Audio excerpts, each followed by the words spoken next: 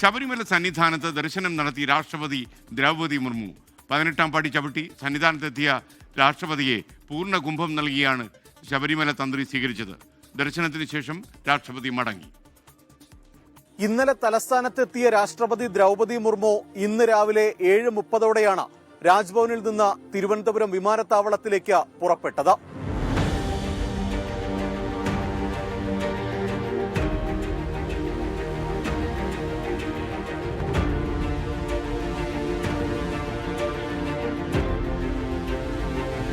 ഏഴ് 58-ന് ഹെലികോപ്റ്റർ പത്തനംതിട്ടയിലേക്ക്.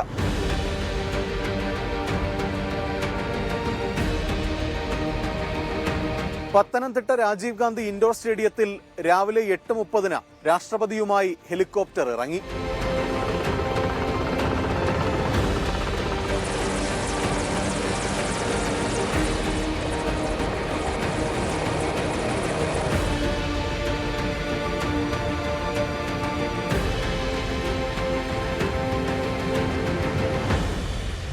രാഷ്ട്രപതി ഇറങ്ങിയ ഹെലികോപ്റ്ററിന്റെ ടയറുകൾ കോൺക്രീറ്റിൽ താഴ്ന്നത് സന്ദർശന ദിവസത്തെ കല്ലുകടിയായി.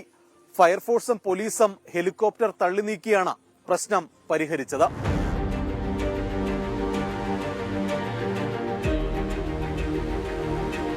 പ്രതികൂല കാലാവസ്ഥയെ തുടർന്ന് നിലയ്ക്കലിൽ ഹെലികോപ്റ്റർ ഇറക്കാനുള്ള തീരുമാനം ഇന്ന് രാവിലെ മാറ്റി.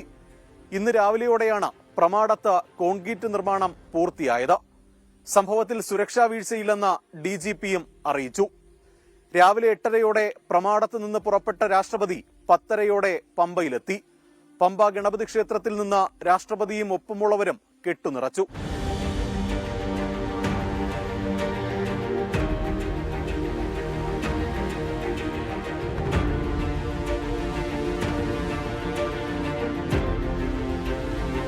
പ്രത്യേകം തയ്യാറാക്കിയ ഗൂർഖ വാഹനത്തിൽ 11:20-ഓടെ സന്നിധാനത്തേക്ക്.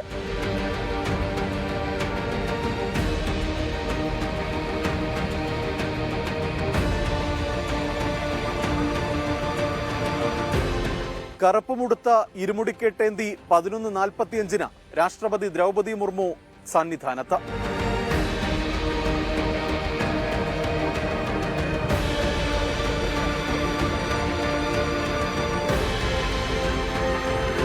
പതിനെട്ടാം പടി ചവിട്ടി കൊടിമര ചുവട്ടിലെത്തിയ രാഷ്ട്രപതിക്ക് ശബരിമല തന്ത്രി കണ്ഠരര് മഹേഷ് മോഹനര് പൂർണ്ണ കുംഭം നൽകി സ്വീകരിച്ചു.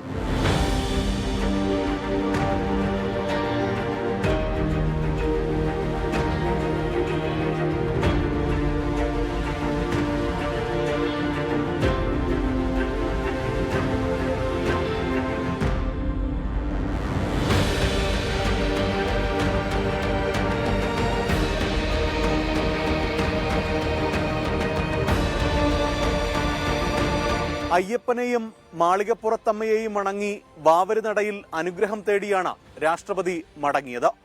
മോശം കാലാവസ്ഥയെ തുടർന്ന് ഗസ്റ്റ് ഹൌസിലെ വിശ്രമം ഒഴിവാക്കി പമ്പയിലേക്ക് തിരിക്കുകയായിരുന്നു. പമ്പയിൽ നിന്ന് പ്രമാടത്തേക്ക് റോഡ് മാർഗവും പ്രമാടത്ത് നിന്ന് തിരുവനന്തപുരത്തേക്ക് ഹെലികോപ്റ്റർ മാർഗവുമാണ് രാഷ്ട്രപതി ദ്രൗപദി മുർമുവിന്റെ യാത്ര.